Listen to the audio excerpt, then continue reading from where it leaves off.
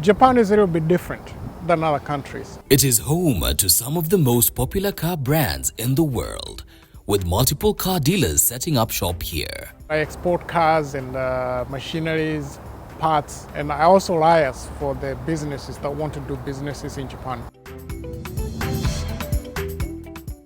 Yes, we find out why the land of the rising sun is a mecca for entrepreneurs through the eyes of Kenyan-born James Kanyingi. My focus and my interest is building relationships, trust and relationships.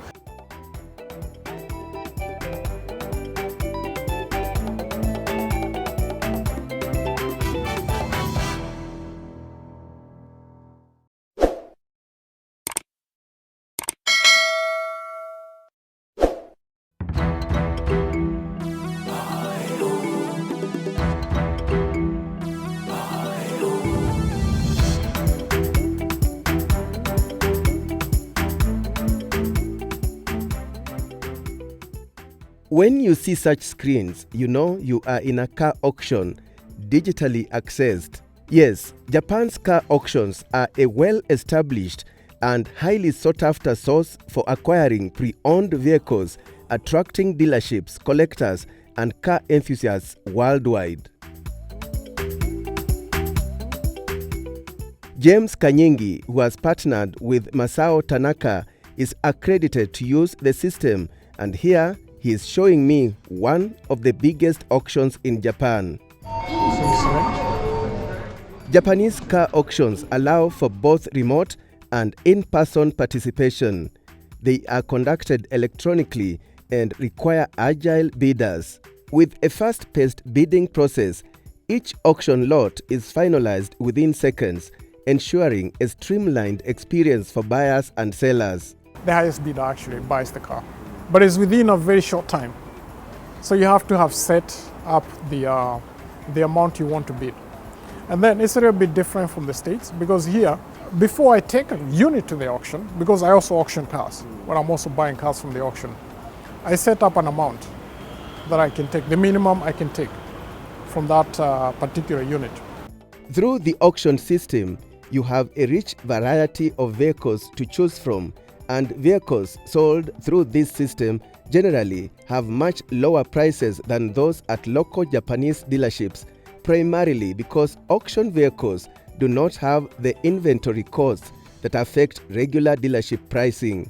So if there are not so many bidders and the difference between my set limit and the vehicle is like 10,000, they sell the unit automatically. If it goes beyond that, if I make like 200, 300,000, then I make more profit on the unit. But it's sold that particular day and I get paid the same day. We took time off to visit some of the car yards in Tokyo. Here, one would be spoiled for choice. We also visited the Nissan Gallery Global Headquarters in Yokohama City. Back to the auction and bidding process, and the cars you've seen in the yards are traced through an ID. And they're all coming from various companies. So each person who is buying a vehicle selects the kind of vehicles that they want to bid for that particular day. The inspection is already provided and the details of the vehicle. They are very strict how they inspect the vehicles. So they will tell you about the condition, history, and all that. If the vehicle was underwater, if it had some form of accident and it was repaired. You have all this information beforehand. Straightforward people, they give this information to the client before the client can decide whether they want to take the risk or not. As we moved from location to location with James, he was able to visit the automated auction on his laptop. So if I want to bid, I just come. He explains what normally happens after a successful bid. So once we have bought, then I will just have my accountant and everybody else paying through the systems. So the vehicle is already cleared. Then I'll call the transport company, instruct them to take a vehicle somewhere else, like in the inspection yard. Then from there, we wait for the documents. Normally they take between 5 days to 7 days, 7 working days. Once we have the documents, then we'll process the inspection, we'll process the shipping, and then everything just flows with the system. Now my part is just to update. And this is what you need to know about Kenya's vehicle importation policies. The vehicles are supposed to be from the date of manufacture to the date of export is supposed to be within 8 years. From the month of registration, they normally focus within the limit of 7 years, slightly. So if the age of the time of manufacture and the time of registration, the period is more than 1 year, that vehicle cannot pass inspection. So they check on the date and the year. That is in Kenya. That's in Kenya. There's a Kenyan requirement. The second part is the duty. Most people are not more familiar with the duty, especially nowadays it's changing constantly. So that's something that we have to keep checking for updates. It's normally 70% for an 8-year-old car, basically a 7-year-old car. They moved from 70, now it's 65%. James can also assist Kenyans living abroad to export vehicles back home. Remember, James also exports machinery.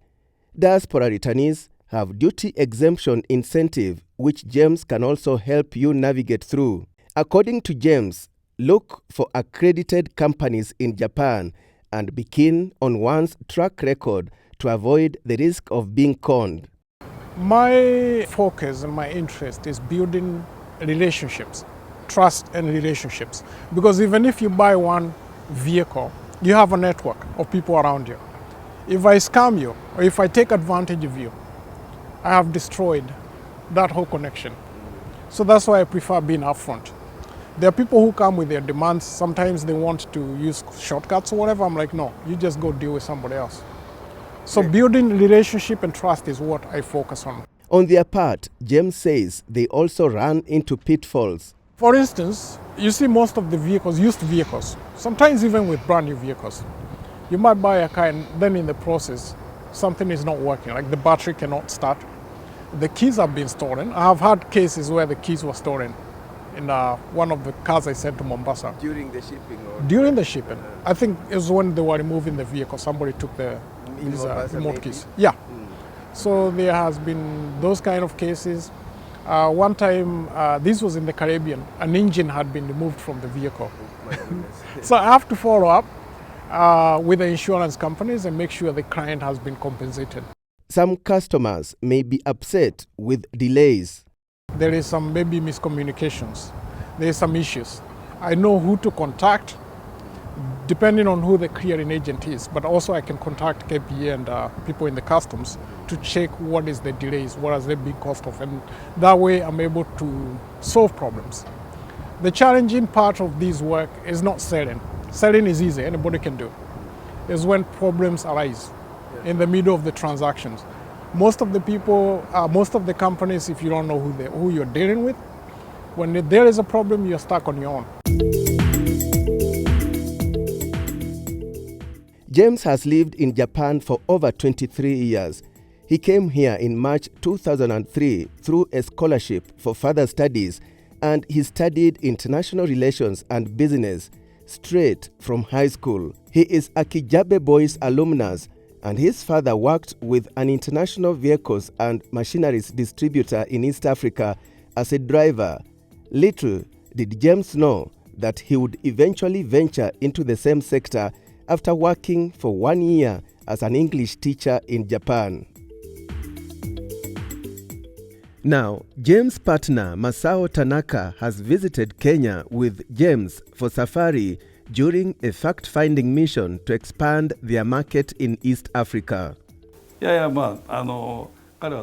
Working with James is much easier because he can speak Japanese fluently, and on top of that, his manners and conduct are very Japanese.